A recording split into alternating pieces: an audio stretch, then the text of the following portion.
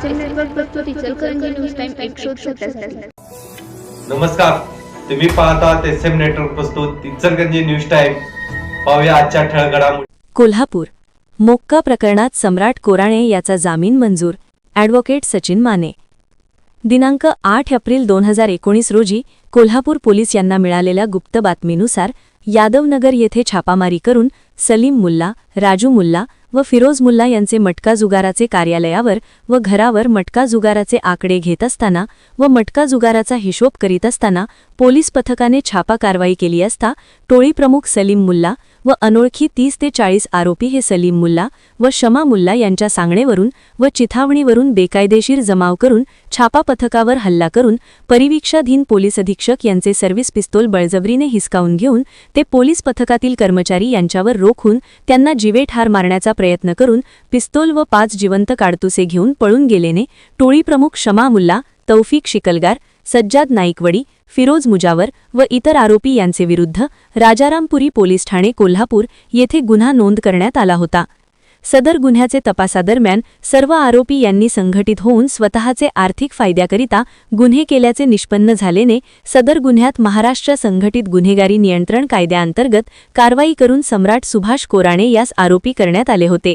सम्राट कोराणेतर्फे उच्च न्यायालय तसेच सर्वोच्च न्यायालय यांचेकडे अटकेपासून संरक्षणाकरिता अर्ज दाखल केले होते। तदनंतर दिनांक 5 फेब्रुवारी 2021 रोजी सम्राट कोराणे हा ॲडव्होकेट सचिन माने यांचे मार्फत कोल्हापूर येथील विशेष मोक्का न्यायालयामध्ये स्वहून समर्पित झाला होता। तेव्हापासून सम्राट कोराणे हा न्यायालयीन कोठडीत होता। सम्राट कोराणे याच्या वतीने ॲडव्होकेट सचिन माने यांनी कोल्हापूर येथील उच्च न्यायालय मुंबई सर्किट बेंच कोल्हापूर येथे जामीन अर्ज दाखल केला होता।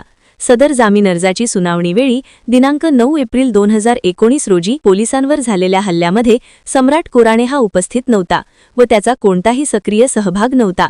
गुन्ह्याचा तपास पूर्ण झालेला आहे, त्यामुळे सदर गुन्ह्यास अटक करून ठेवण्यास कोणतेही कारण शिल्लक राहिलेले नाही।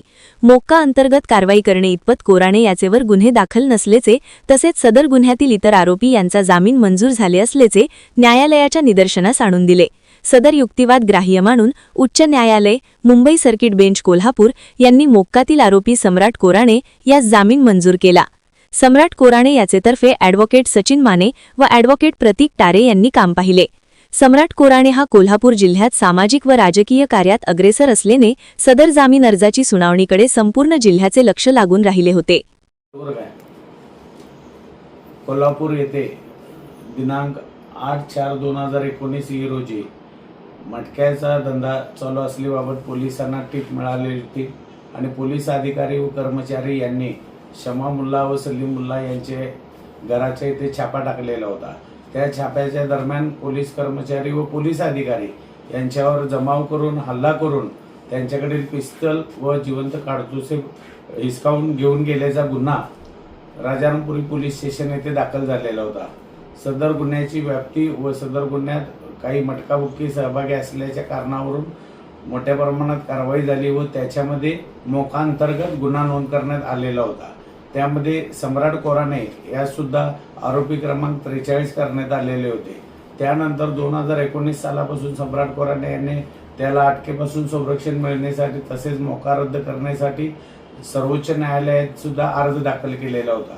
त्यानंतर दिनांक 5 जून 2025 रोजी सम्राट कोराणे हा त्याच्या वकिलामार्फत कोल्हापूर येथील मोक्का न्यायालयात स्वतःहून समर्पित झालेला होता। त्यानंतर त्यास न्यायालयीन कोठडीत ठेवण्यात आले। त्यानंतर त्याचा मोक्का कोर्टात जामीन अर्ज फेटाळण्यात आला। त्यानंतर उच्च न्यायालय सर्किट बेंच कोल्हापूर मुंबई उच्च न्यायालयाचे सर्किट बेंच कोल्हापूर येथे आम्ही सम्राट कोराणे मार्फत जामीन अर्ज दाखल केलेला होता। सदर जामीन अर्जाची सुनावणी झाली त्यावेळी आमच्यातर्फे युक्तिवाद करण्यात आला की सम्राट कोराणे हा दिनांक 8/4/2019 रोजी जो पोलिसांवरती हल्ला झालेला होता त्या गुन्ह्यात प्रत्यक्ष सहभागी नव्हता।